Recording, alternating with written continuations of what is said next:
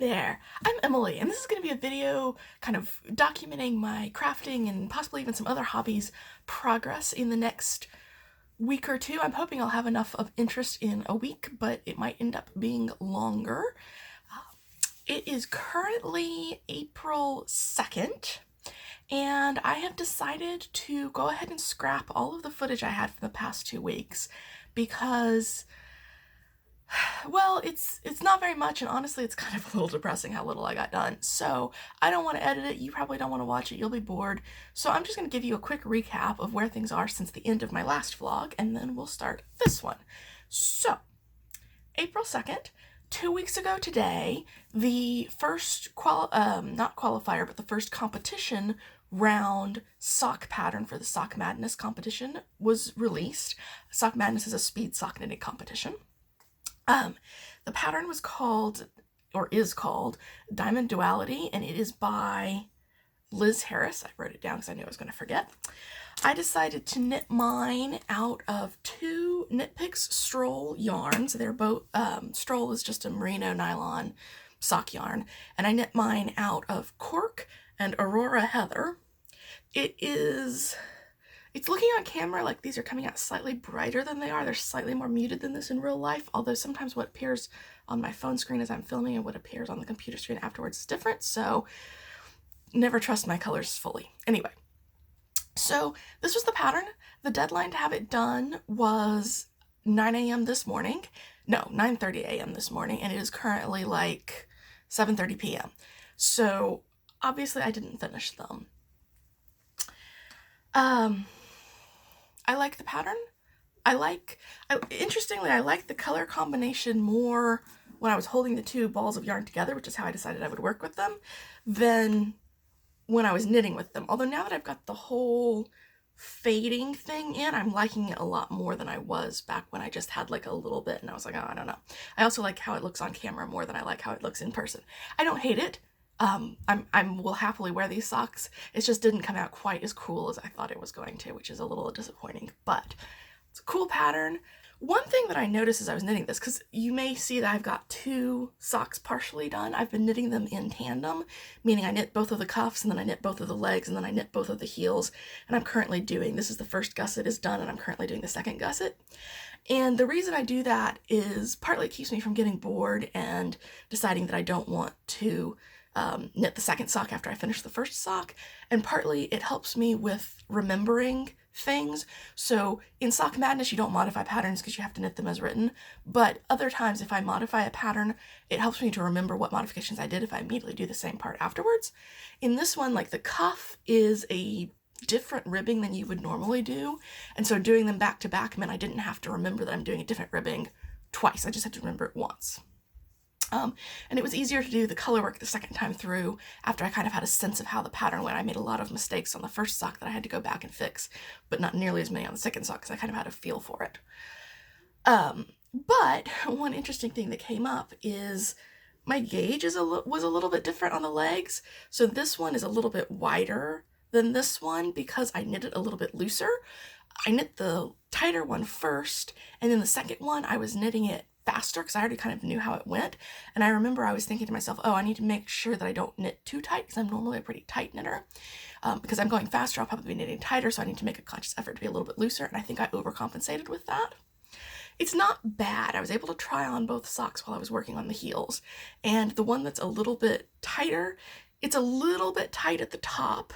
The pattern doesn't show up great because it's really stretched, but it's not super uncomfortable. And there's one strand about here-ish, where as I'm pulling it on over the heel, I can feel that I pulled that round tighter, and it's a little bit, got to kind of wiggle your foot a little bit to get it in. It's not bad, and it's a wool blend yarn, so I kind of have a feeling it's going to stretch over time if I work at it. So that works. With this slightly looser one, it's a little bit baggy at the ankle. I'm hoping that it won't be too bad after I get the rest of the foot in, and that kind of sucks the whole area tighter than when I was just having it on my leg. But if that doesn't fix it, I might end up seeing if I can find some like invisible elastic or something that I can work in there just to tighten it just a hair at the ankle. So I'm going to end up with 2 socks that are slightly different size, but it's kind of a Sock Madness thing. Sometimes things happen. And I like the socks, so that's good. But as you can tell, I didn't finish it. I decided last night that I was not going to, or no, actually yesterday morning. I decided yesterday morning that I was not going to attempt to finish them.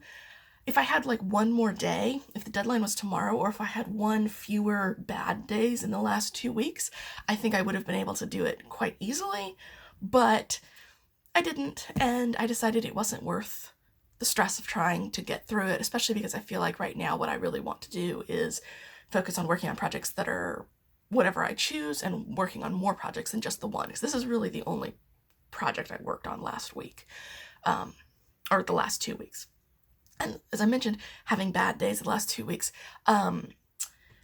So it was a little bit stressful with the whole global pandemic thing. Also, I was getting ready to start a new job with a dog training group. I've been kind of job shadowing and assisting their trainers, and literally the week that we were talking about having me start taking on my own clients was the week that they told us, yeah, COVID-19, don't go in anyone's houses, shut everything down, stay home.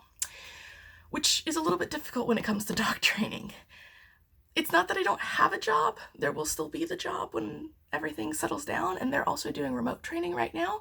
The problem is that a lot of people are hoping that this will blow over quickly and they're going to just put off their training instead of doing like remote video conferencing training, so they don't have enough work for all of their current trainers, so they don't have enough work for me to add on top of. But we're hoping that either it'll blow over and we'll be going back to people, or honestly, I suspect more likely, people are going to end up realizing that it's going to be a really long time and that they really need to talk to a trainer online virtually. So that's what will probably be happening. But it was just a little disappointing. And right in the middle of Sock Madness, I had a couple days where I was just like, I'm just going to play computer games and nap a lot. Also, I'm not naturally a monogamous knitter. I usually switch between projects. So Sock Madness is always a little bit challenging for me because I really do need the 2 weeks to knit the pair of socks. And I always end up at some point around like week 1.5 where I'm like, I just really want to break. I want to do something different. And then I end up frantically knitting during the last couple of days to finish it up. And I don't mind doing that. I enjoy doing Sock Madness. And that's just something I know about the way that I knit. But just in combination with everything else this week, I just was like, you know what? No, that's not going to be what's happening. So that was my last week. I think a lot of people are stressed out though. I think that it kind of seemed to do some interesting things to the Sock Madness speeds, because some people were finishing their socks way faster because they were being paid to stay home. Some people didn't get to their socks at all because they were, healthcare workers and things like that. So it was a weird Sock Madness. I'm looking forward to next year. I do think I may still challenge myself to knit along with the other socks and try to knit them in the allotted time, just not competitively because I'm not on a team anymore. Just because I want some more socks and I think it would be fun. And there's at least one pattern that I'm particularly interested in because I've been looking for a sock pattern to use a particular yarn and bead combination that I used in a previous Sock Madness, but I didn't like the pattern that I used it with, the pattern in that Sock Madness. And I've been looking for a different pattern that I can use instead with that same combination. And I found a couple, but I didn't 100% love them. So I'm hoping that this sock pattern that comes out may be what I want. And since in Sock Madness, if you are on the team and you get kicked out, you still get all the patterns on the same timeline, I may just go ahead and knit along with them. I haven't fully decided. I'm going to see how I feel. So I do want to finish these up relatively soon, and I think that it won't be a huge deal to do that as long as I don't put them down and then ignore them. So hopefully that will work out. And having the two, I think I may have mentioned it at the beginning of the footage that I scrapped rather than in the footage that you saw, so I'll mention it again just in case. I went ahead and bought a second cable so I can have two of these. They're 10-inch circulars. They've got a 5-inch cable, a 3-inch interchangeable tip, and a 2-inch interchangeable tip on them, and they are ideal for me doing socks. I used to prefer double-pointed needles, and now I prefer these. They're just a tiny bit longer than the 9-inch circular sock needles, and it just makes everything just a hair better fitting. And since I already have a fairly wide foot, I'm not trying to stretch my stitches around a bigger needle. Anyway, I got these. They're ChowGoo needles. I love them dearly, and I'm really happy that I got the pair so that I could knit the two socks in tandem, because that just made everything easier. Plus, I don't know, somehow when I'm working on just one sock, I'll be like, okay, I'm ready to stop. And when I'm working on 2 socks on Tanner, I'll be like, oh no, if I keep going, I can switch to the other sock and just do the same thing over again. And yet somehow that's exciting. Anyway, so that's what I did last week. Oh, I did do one other crafting sort of thing last week. Last 2 weeks, my desk was a huge mess, and part of it was because I had a bunch of stuff on it that I was trying to find a spot for, and I couldn't find a spot for because this desk, at least in part because this desk has particularly tall drawers. And so when I was putting like just pens and scissors in a drawer, it was not very efficient use of space. And I ended up kind of in the part of YouTube where people are making things that are normally made out of wood, out of like cardboard and stuff. And it's really cool videos, but I ran across a video talking about making like sliding drawer dividers, vertical dividers. So I ended up making that for my drawer, which allowed me to put a lot of the stuff that was on my desktop into drawers and shelves, and then now my desk is much cleaner. So I had that kind of organizational crafting project that I also got done in the last 2 weeks. But that was really all of it, and a large part of the last 2 weeks was, like I said, spent playing computer games and sleeping. So anyway, I am feeling a lot better about things though, and I am pretty excited about what's going to be coming up in the next week or so. I think that I'm going to get, or I hope that I'm going to get a lot more done. I think I'm going to get a lot more done. And I have, I think, 4 things that I'm particularly interested in working on, so that will probably be upcoming in this vlog. One of them, of course, is not dropping my socks, is finishing Diamond Duality. I'm pretty close to being finished. So I've got half the foot and the toe on this one, and I've got the foot and the toe on this one. So quite close, I think, fingers crossed. And at this point, with Sock Madness, there's certain requirements on how long you have to knit the foot to make sure everyone knits at least the same minimum amount. And because I'm not competing anymore, I don't have to worry about that. I can knit it so that it fits me exactly. So that's good. I think usually I have to knit longer than the minimum requirement because apparently my feet are long. Actually, my feet are wide, and so it stretches the sock so it stretches the width and condenses the length, so that's what makes my knee need to, anyway. This particular sock pattern seems to run long on a lot of people, so I'm actually hopeful that the kind of minimum requirement would actually have fit me. We'll see. Anyway, don't have to worry about the minimum requirement anymore, which is the main point. So that is the first thing that I am particularly keen to work on in the next couple of weeks. Another one is my cross stitch. I have not touched my cross stitch in so long, but I ended up buying a tablet because I wanted to get the app Pattern Keeper. Now, if you watch a lot of FlossTube videos, you've probably seen Pattern Keeper come up fairly, like, a lot recently. And if you haven't, and you want to know more about it, I haven't really used it. I just got the tablet and I got the app and I loaded my patterns onto it. I haven't used it yet, so if you wanted to like learn more about it, I would suggest like searching YouTube for like cross stitch Pattern Keeper and it'll come up. But the thing with Pattern Keeper is it's an app, and you can put the original PDFs for most PDF patterns. Some of them may be formatted in such a way it doesn't work, but for most of them it will. And you put them into this app. Now, I've seen PDF reader apps that let you like highlight the stitches you've done in the past, and I've never been interested in them. I've always kept working with paper and highlighter. But this app does 2 things that I've never seen another app do, and that convinced me that I wanted it, and I wanted it badly enough to buy a tablet for it. It's only on Android at the moment, so I bought a Samsung Galaxy tablet. I have a Samsung Galaxy phone, so it made sense to buy the Galaxy tablet. Bought it used on eBay, so it's not nearly as expensive as it would be if I bought it new, but I still bought a tablet specifically to get this app. I've also been putting my knitting patterns on it, and that was actually really, really helpful with this one, but I bought it for this cross-stitch app. And the 2 things that it does special, one is when you've got a pattern that's got multiple pages, it actually stitches them all together so that you don't have to flip between pages when you're kind of at like a page margin, a join. It actually joins them all together so you can smoothly go from one page into another without ever realizing you're at a page break. I mean, it tells you where the page break is, but it doesn't affect your stitching at all, which is great. It means that you can do what's logical with how the pattern goes rather than following the artificial page lines, which can sometimes give you like lines in your stitching where the pages are if your tension changes where you change page. Anyway, it's great. Love that aspect. The other aspect that I really like about it is it searches for the symbols for you. So if you're like, I need to do the black triangle, you click on the black triangle and it will highlight every black triangle on that page, or even on the whole pattern. And that is phenomenal. Saves so much time if you're trying to go cross country and like find each little stitch. And actually, I have a video from ages ago talking about parking in rows. I've moved on to parking in the same concept, but using blocks instead of rows. I have found that I find parking less stressful because I make fewer mistakes and I miss fewer stitches, but I have found that cross country is so much faster for me. So when you just pick one symbol and you follow it all around, but it's so stressful and I make a lot of mistakes. And I'm really hoping that with Pattern Keeper, I can do more cross country without the stress and the mistakes, because it will highlight all the stitches for me and I don't have to depend on being able to like search and find each one. So I am super stoked about that. And I have decided that the next pattern that I want, my project that I want to start working on again is my Heaven and Earth design for Heavenly Beasts, artwork by Kayomi Harai. And I will pop a picture on screen showing what it will look like finished.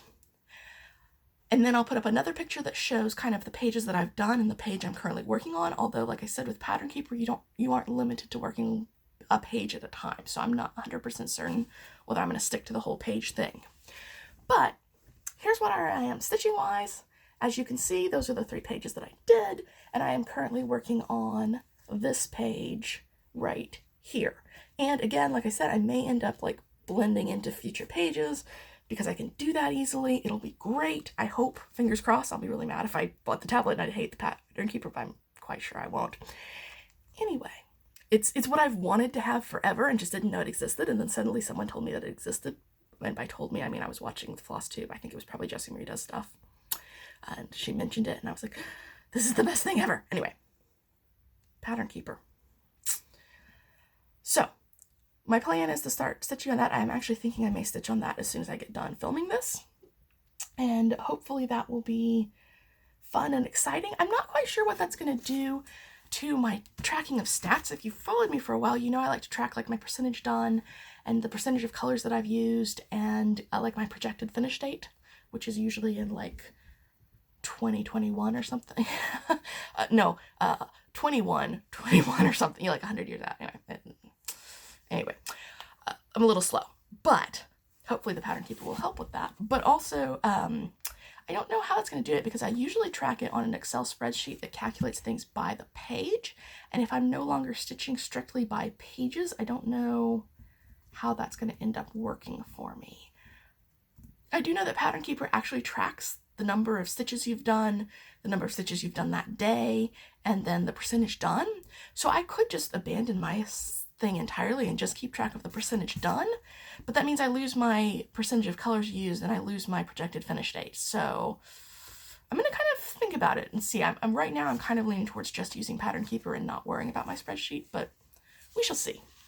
Maybe I'll just go in and update when I finish a whole page and just say, like I started the page on this date, I finished the page on this date, and it'll give me a projected finish date based on how long it took me to finish a page and how many pages I have left. That sounds like a good idea to me, so that's probably what I'm going to end up doing.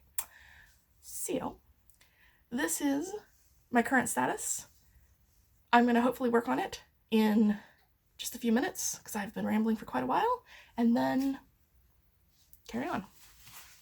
So that was project 2 that I'm really keen to work on in the next couple of weeks. Project 3 that I'm interested in working on is, I think I showed you in my previous video that I made this boat model to be terrain for a Pathfinder / Dungeons & Dragons type game that we're playing. I'm a player in this game and it's helpful. We own a ship. I'm the captain of the ship, and we needed a model to show where we were all standing when we were we're pirates, when we were boarding another ship. And, it's kind of important to know, if you're standing at the ship's wheel steering it, can your spell reach the captain of the other ship? So having the model to show, the locations of everything will be really helpful. I've been making it as a surprise for my brother who's running the game. I have since given it to him because I needed more space during that whole desk organizing, rearranging thing that I was doing. However, I still haven't made the enemy ships that I needed to make, and I still also haven't made the little rowboats that are on our ship. We have rowboats for bailing out if the ship goes down, I guess. Man, those boats would be tiny for that. They're more for just moving out to shore. But anyway, I have not made those either. So I am hoping to, now that my desk is all clear and I've got lots of room to work, to go ahead and make those enemy ship models. We're obviously not playing at the moment because it's normally a game that we get 5 people together in person, and that's not happening right now. So I don't have a deadline for when I need to get those done anymore prior to our next game. But we're going to see whether we end up just putting the game off indefinitely, or if we end up trying to do some sort of video chat thing. And if we do that, we might end up using the models and just point a camera at them. So anyway, I'm gonna work on those models at some point this week, I hope. And then, oh yes, and then the last thing isn't really a craft, but I wanted to mention it because I had really, really great reading months in January and February. I read like 8 books in January and 7 books in February, and my usual average is like 4 to 6. And then I was on track to read another like 8 books in March until like the last 2 weeks when everything went and I read like 4, which is not a bad number, but it would have been so much higher if I had been not wanting to sleep and play computer games all day, basically. So I'm mentioning this because I know a lot of crafters are also readers, and so I figured I would just mention I'm also going to try to get in some solid reading in these next couple of weeks. I'm currently listening to an audiobook. It's called The Lookalike by Erica Spindler, and it's like a mystery thriller about this girl. Well, she's actually a woman at this point. Part of the book is written like in the past, and part of it's in the future. So she's a woman and a girl, depending on which stage you're in. But anyway, this woman who looks exactly like her mother. The problem is her mother has paranoid delusions, and so when she looks in the mirror, she sees her mother, and she starts to worry that she's going to have these paranoid delusions, and that other people are going to see her, and they're going to think of her mother and these mental health issues, and they're going to assume that she has the same. So she's a little bit stressed about that. And then the mystery thriller part comes in where she's walking, this is in the past, she's walking home, and she comes across the body of a girl who's dressed exactly like her. And the girl was murdered, dressed exactly like our main character, and in the location where our main character always is at that time. The main character was late that day. And so she kind of starts to wonder if she was the target of this murder, but she's also wondering if she's having these paranoid delusions, like if it's genetic and she's gotten it from her mom. Personally, I don't think it's paranoid delusions. I also think I have a suspect. I think I know what's happening and how, but I'm not 100% certain of why yet. So anyway, it's been really interesting so far, and I've been liking listening to it while I'm knitting or cross-stitching, so I am hopeful I'm going to make a lot of progress on that. By the way, if you are on Goodreads and you think this book sounds interesting and you're wanting to look it up, it is the Look-Alike, and it's important you put that in there because that's the only way you'll get this title. If you just put in Look-Alike as one word, you get a book. You only get one book, and it's the book titled His Threesome with the Look-Alike. And I'm like, that's not the same book. I learned this the hard way. Look-Alike. Just as an FYI. And then the other thing is I usually have like one audiobook and then one physical book, either ebook or paper copy. And I'm actually reading, this is an advanced reader's copy I won in a giveaway. It's not out until June this year, but they give away copies in the hopes that people will read them and review them in advance, so that when folks are trying to decide if they want to buy the book as it's released, they've got some reviews to base it on. This book is The Cabinets of Barnaby, Maine by Elsa Hart. It is also a mystery. It seems to be probably more straight up mystery, a little less thrillery. I am barely into it, but so far it's historical. It's set, I don't know the time period exactly. It's set in like the time of like, instead of scientists being a career that you train for, it's like the gentleman scientists who are like have the leisure time to go explore stuff and collect items. And one of them, Barnaby Maine, is a huge collector.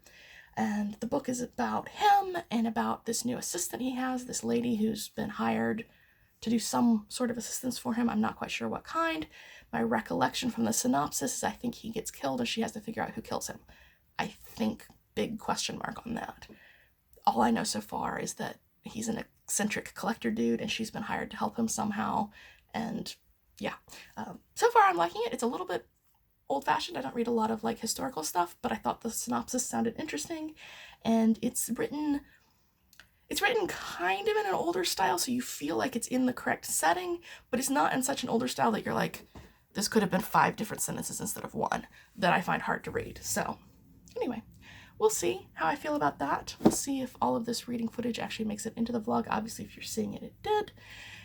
So that is my plan. I want to knit, I want to stitch, I want to build those ships models, and I want to read in the next week or two, and hopefully in the next week. So, holy crap, I've been talking a long time. I'm gonna go and stitch now. Okay, so it's a little over an hour later, and I did 118 stitches according to Pattern Keeper.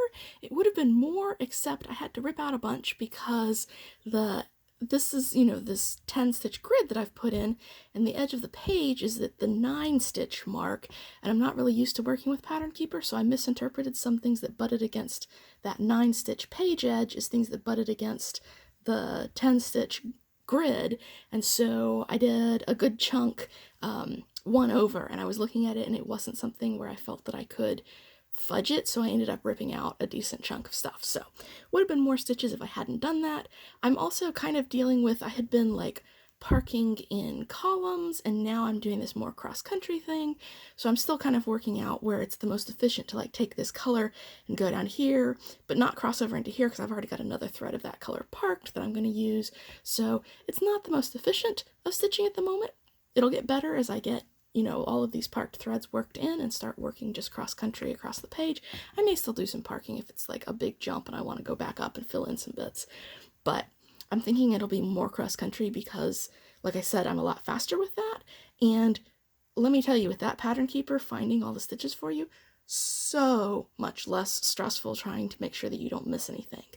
Definitely enjoying stitching with that. So I had a lot of fun with that, but I need to go get my pet rats out for their evening run around on my bed, and so I'm going to end this here.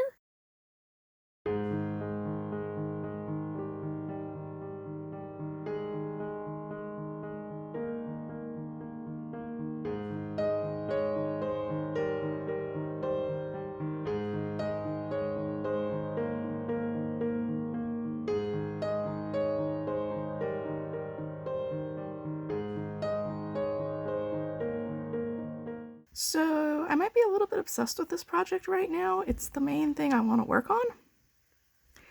So I am.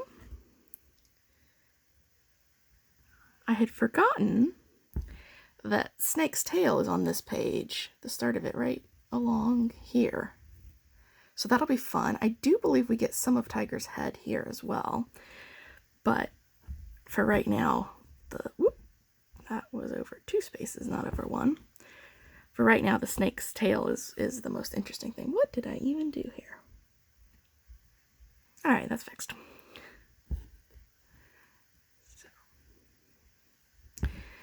And it appears that there is a lot of the sparkly thread in Snake's Tail, which is going to be quite exciting to do.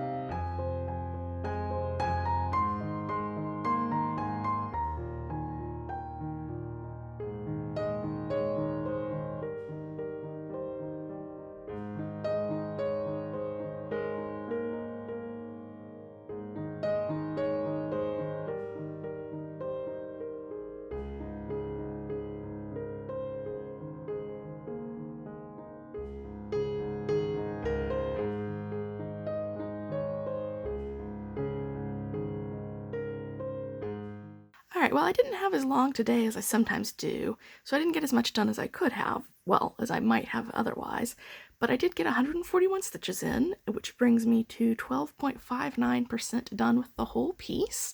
I was mostly working in here, and part of the reason it doesn't look as impressive as it might is because I'd had a lot of confetti, which for those of you who aren't up on stitching jargon, that's where there's single stitches of a color that are just like scattered about like confetti, and it always slows you down a little bit because you have to either If you're doing one little section, you have to keep changing colors, and if you're doing it all over the place, you have to keep counting where the next piece is. But, no, not but, and the other reason it doesn't look as impressive with that, so one, I didn't get as many stitches in, but two, it just looks like scattered color. It doesn't really look like the picture coming together, which always is a little disappointing to me. But I did get, despite the confetti, I did get in quite a bit here. I actually got almost all of my parked threads taken care of and put in. I also have a lot of white and almost white stitches in here, and it looks like they're actually showing up better on camera than in person. So you can see the progress. To me, it just looks kind of white until I get really close in there and I'm stitching on it. So anyway, that is what I got done today.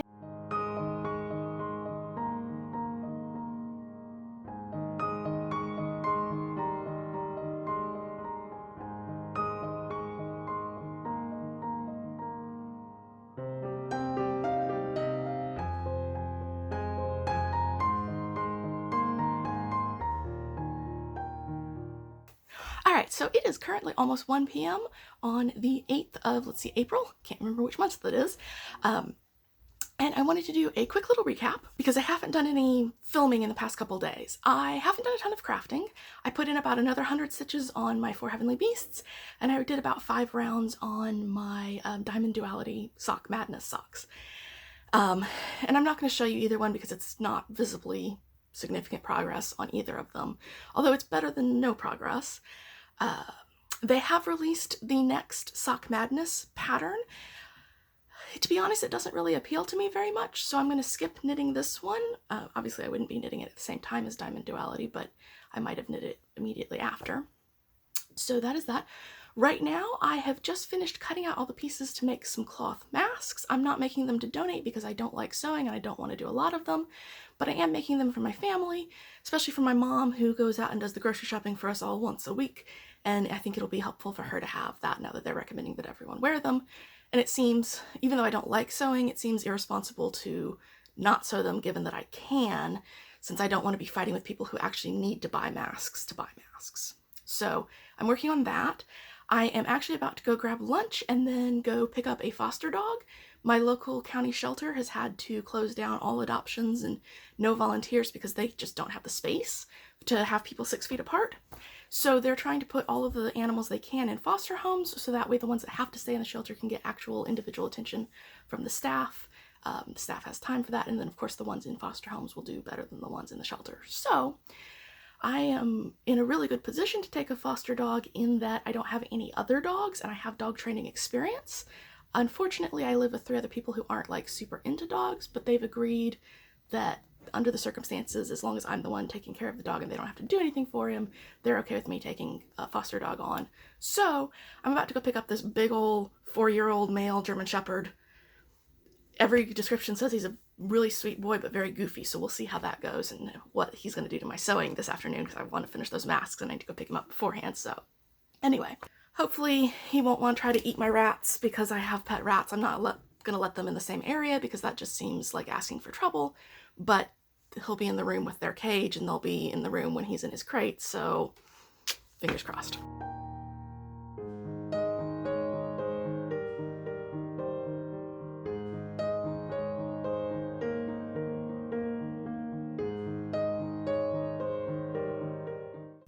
Okay, it is, yeah, I'm talking to no one. Okay, it is Saturday evening, and I'm doing a quick little wrap up. I haven't gotten a lot of crafting done because Apollo here, good boy, Apollo is having some anxiety when he first got to my house, and he was, if I was like sitting and doing something, he was particularly anxious, so I did a lot of reading where I could lie down and then that would get him to lie down and chill. No, he's not in the video, I tried. So I haven't gotten much more crafting done, but I have, let's see, I don't have anything to show you for the first book. I finished my audio book of The Lookalike by Erica Spindler. I liked it a lot. I had a suspicion right at the beginning. It's like a thriller mystery. I had a suspicion right at the beginning who the murderer was, and you know, sometimes when you think you figure it out early, it's not as much fun, but this time I was actually quite liked it because I just kept looking for more clues to disprove my initial suspicion. So for most of the book, I had the same suspicion, and then right near the end, I was like, "Oh my goodness, I'm completely wrong. It's this other thing," and everything made sense with this other person. And then more clues came in. I was like, "Oh my god, I was right from the very beginning. It makes even more sense than this other person that made sense." And anyway, I really enjoyed it. It's I think I ended up rating it 5 stars. I used the Goodreads star rating. So that goes from like 1 is I didn't like it, 2 is it's okay, 3 is I liked it, 4 is I really liked it, and 5 is it was amazing. And I don't know that I would necessarily have given it a 5 star on its own, just because when I compare it to other books I've given 5 stars, I don't think it's quite as good, but it's also like a thriller, and a lot of the books that I've given 5 stars aren't. Just that's something, they don't tend to click the same. I don't even know how to describe it. But anyway, I felt that it was definitely better than the other ones that I've given 4 stars this year. So I went ahead and gave it a 5 star rating. Very much liked that one. I am currently about a third of the way through The Cabinets of Barnaby, Maine. I think I misspoke when I was first introducing this book. I think I said that Cecily, the main character, was hired as an assistant for Barnaby, Maine. And I was actually getting the synopsis of this book mixed up with the synopsis of another book that I won and am going to be reading next. She's not his assistant. She is a scientist who is consulting his collection. So, and what I was right about is he is murdered, and she, being a scientist, noticed some discrepancies between the account of the alleged crime that the person who confesses gives versus the actual clues, and so she's kind of trying to figure out what is going on with that. So it's quite interesting. It's a little bit slow going in that it's set, they were finally dating it, so I think it's around 1700, and I don't know enough about history to know if it's terribly historically accurate for that time period, but it's just kind of written in a little bit more of a slow style than a more modern book. Very readable, very entertaining. Been enjoying it quite a lot so far, but just a little bit slower. So anyway, that is what I've gotten up to in this week and a little bit, I think, since I think I started it on Thursday of the week before last, so it would be like a week and a little bit. So I'm not sure when this will actually go up, because he is not allowed in the room with the computer that I edit on, and so there may be some having to finagle what's going on with him. I can put him in a crate, but he just doesn't like being put in a crate, so I try not to unless he really needs to be. Anyway, I mean, he has to be in a crate part of the time because he thinks my rats are toys, which I can't entirely disagree with him. I certainly play with them. They're mostly there for my entertainment, but he also thinks they would make like great squeaky toys, and I really don't want him to mess with them, so he has to be in the crate while they're out. He has to be in the crate while I'm sleeping because he takes up my entire bed. So I try to kind of minimize his crate time otherwise. So anyway, this is a long roundabout way of saying I'm not 100% certain if I'm going to get around to editing this immediately, or if it's going to take longer just because of scheduling and working all of that out. So that's what I did. I hope you've had a good week and a little bit and have been productive and had fun, and if you're fostering a dog because of the whole shelters being closed situation, I hope that's going well for you, and I hope to see you in a future video. Bye!